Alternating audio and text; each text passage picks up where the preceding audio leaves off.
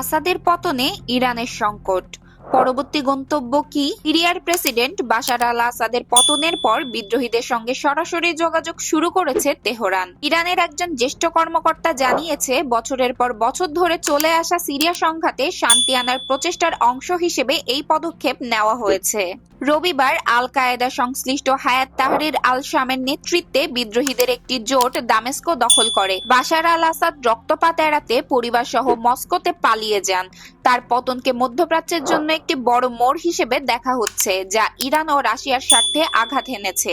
আসাদের পতনের পর ইরান জানিয়েছে, সিরিয়ার সঙ্গে তাদের সম্পর্ক দীর্ঘমেয়াদী পরিকল্পনার ভিত্তিতে অব্যাহত থাকবে। তারা অন্তর্ভুক্তিমূলক সরকার গঠনের আহ্বান জানিয়েছে।